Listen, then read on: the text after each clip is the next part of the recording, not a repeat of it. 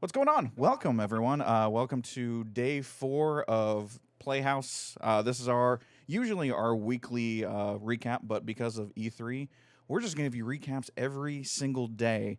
And guess what? You get a crazy set of people today. I'm John. I'm usually here on Playhouse Live, but with me we have Rose, and she's actually behind me. Well, I'm also beside you, metaphorically Metaphorically speaking. speaking, that's also a good point. The guys are exhausted, and so Yeah. we are going to take over. We're just going to give you a quick recap of what's going on. Hopefully, I'm not Yeah. like bouncing off of Rose's mic behind me. Look, we will get this all figured out. I'm just trying to cover your light right now. There we go. I think That's I got also it. I think very, I very got it. true. It's really hard to stream together, and The joys of having two streamers in one house. yes, we'll make We'll this make work. this work. So, John, what were some of the highlights that you found today? All right, so the main thing, let's be absolutely honest right now. The main thing that happened today is that Xbox is back 100%. They came out absolutely swinging. It was absolutely impressive what they did with everything that they showed us today. It was one of those, they had their 23 game or 23 developers that they have under the Xbox Game Studio, and all of them ready to go right here, right now. And right now, I just have Forza Horizon 5 up. Holy smokes! That game is gorgeous. This game looks amazing. I am excited for it. I can't wait. But everything Xbox did was here's the game, here's the game, here's the game. I think we had maybe 5 minutes of actually like people talking.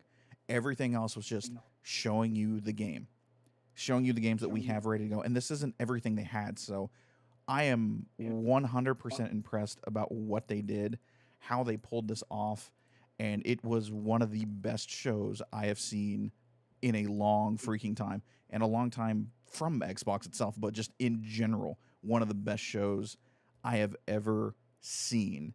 I mean, it was insane. We started with Starfield. We got an actual teaser trailer to Starfield coming out in 2022. Who knew? And then everything else was just here's games, here's games, here's games, and that's exactly what needed to happen. That's what E3 is. Just give us games. I like the developer interviews. I like all that stuff, but Xbox came. Xbox needed to prove a point, and personally for me, I think they did it. I think they're like, we know we've been buying up stuff for the last 5 years. We know you've been wanting first party exclusives. Well, guess what? Now we got them, and here you go. Yeah, they did a really good job of show not tell, which is really hard to do at a games industry event. So they did fantastic. They had games that were just ranging the spectrum. Some Annapurna games, 12 minutes, Slime Rancher 2, just all kinds of different games. Some simulators. Goodness, just I'm excited for a lot of games. And that's the thing. That's what kind of got me. Like, I highly suggest everyone go like watch this whole thing. It was great. One of the things that I found very interesting was they were talking about Forza, and what they did was they took HDR cameras and took film shots and just recorded 24 hours of like a river. They took that data from that shot and just put it into the engine, and then the engine just took care of everything. In case you missed it, this time Forza Horizon is going to Mexico. Yes. And the shots that they showed are just absolutely breathtaking. They found some really good scenic views. Like I can't wait to explore. Like honestly, everyone, like, Xbox is back. I'm gonna say it. I'm planting my flag. Papa Phil came out to do this, and he did it. And I am 100% on board with Xbox's concept and what they want to do.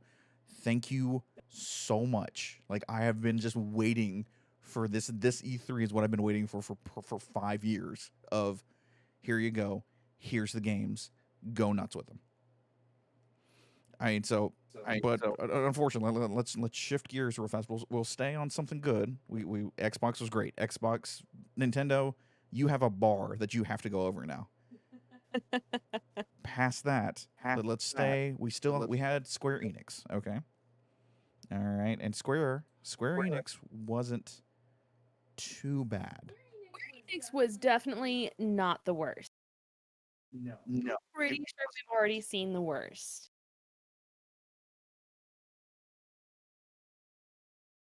Yes.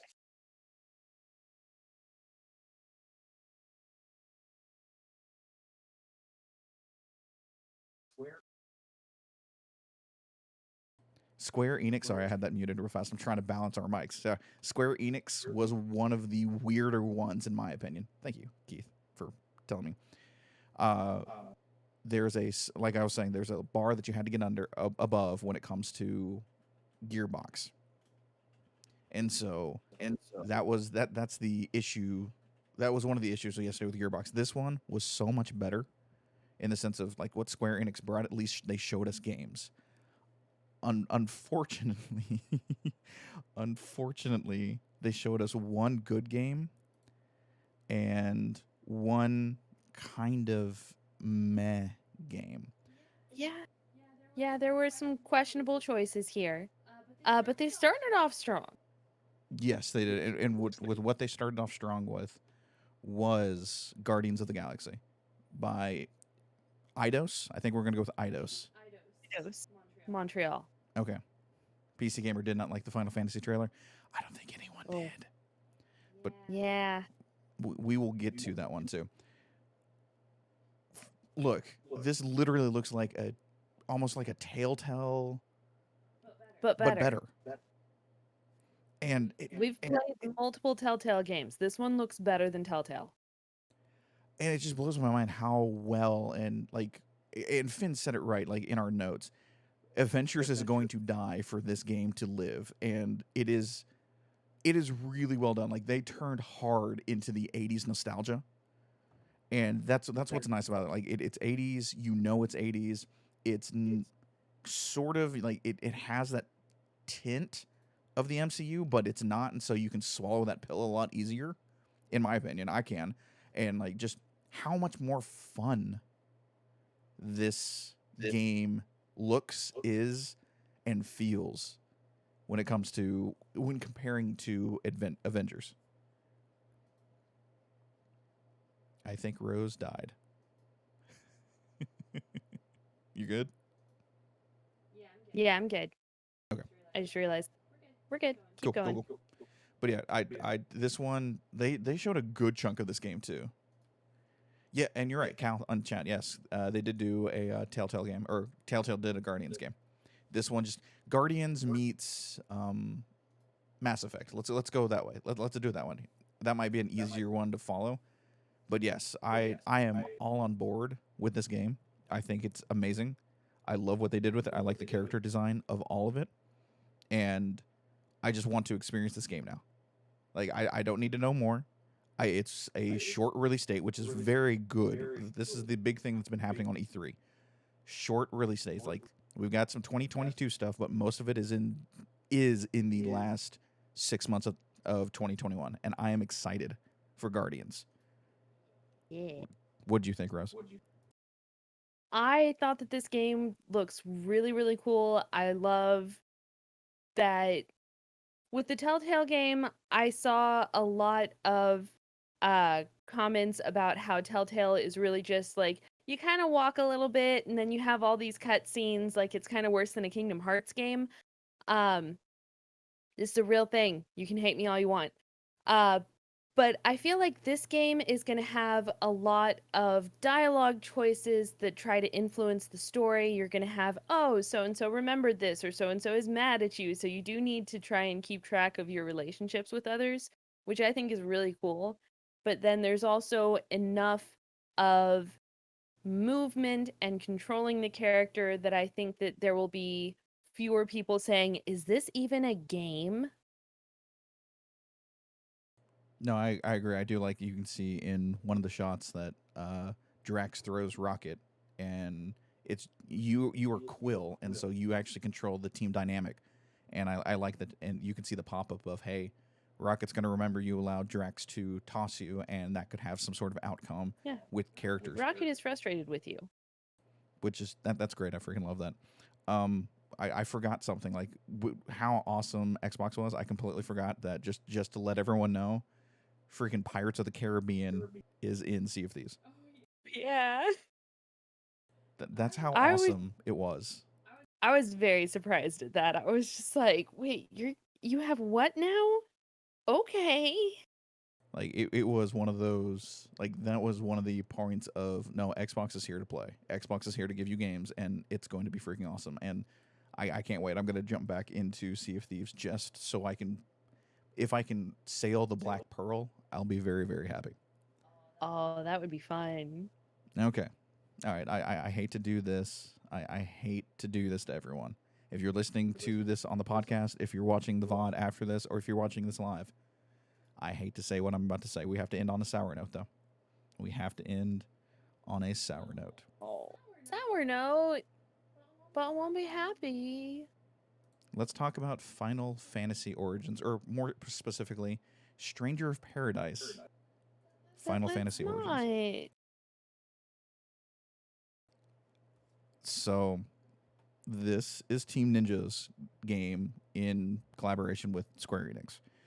If you don't know Team Ninja literally they've done Nioh, they've done Ninja Gaiden. So they have a fast-paced concept when it comes to their fighting.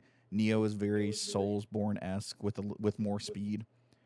We didn't know what we were expecting. I know the entire Square Enix community wanted 16. I understand that, or more from 14, or anything like that. Part 2, maybe, I don't even know. Watching this trailer, I don't know how I'm supposed to feel about it. Like, I like Ninja Gaiden. I liked Nioh. Those are my kind of games. I like the frustrating, like, hard games and the combos, and even when it comes to, like, Devil May Cry. This game, I want it to be fun. And as we're recording this, we've been trying to download the damn demo for 2 hours. And it keeps on corrupting. So I don't understand what's going on with this one. It looks like a PlayStation 3 game. I'm going to say it. I'm just going to say it looks like a PlayStation 3 game. I go ahead. Oh, I've seen some mock-ups on Twitter of the box, and it's a PS2 game. I mean, okay. I feel like PS2 is a little bit too far back, but I do understand the PS3 complaint. Yeah, exactly. And it's just, I don't know how to. I feel bad for the Final Fantasy fandom, honestly. I'm just gonna say it. I feel bad for you guys because I want to like this game. I want this game to be cool for you guys. I just don't know if it will be. And apparently, and I know Keith and Tim, I know you're in chat, and I know Rose was taking notes. Is this an actual, like, retelling of a prequel of the actual original Final Fantasy? I've gotten very confused across the different ones. At first, I thought that it was going to be a prequel, and then somebody mentioned that it's a retelling. I mean, right now we don't really know. Okay, so yeah, I'm seeing that in chat too. Like we're kind of up in the air on that one. Okay, that's fine. No idea. Need to see trans. Okay, gotcha. I'm sure you guys are gonna get that taken care of. PC Gamer is putting this in their Hall of Infamy as one of the worst E3 trailers of all time. Sweet Jesus, that sucks. Honestly, like E3 has been great so far. We've had some ups, we've had some downs. I don't know how anyone's going to beat Xbox, and I mean that in the sense of we got Elden Ring. We got a trailer to Elden Ring, and Xbox went toe to toe with it. I'm going to say it that way. I don't want anyone to get mad at me that I'm going to, like, Xbox went toe to toe with Elden Ring, and that's pretty damn impressive. So we have not Namco. Namco, it's Capcom. I'm sorry, Capcom is going to be tomorrow, and then we have Nintendo. And what's it called? Bandai Namco. Bandai Namco. Thank you very much. On Tuesday. Quick, what are you looking for Nintendo? I know that's the one you're looking for, Rose. What do you want from Nintendo? Nintendo, I would like some actual good updates to Animal Crossing. I don't expect them, but I would like that. I want some good indies. I would love to get an update on Mineko's Night Market, and I would love to see a little bit more about Sky and the Little Prince season. I don't expect any of that to happen, but I would love it if it did. Tim, I see you in chat. Nintendo could smash it potentially, but You they know, probably they won't. could. They could. And, I will channel my inner Finn right now since, it's like 2 a.m. for him. Let's go ahead and get Crash and Smash. You have got to be kidding me. You're jumping on that bandwagon with me. I have to.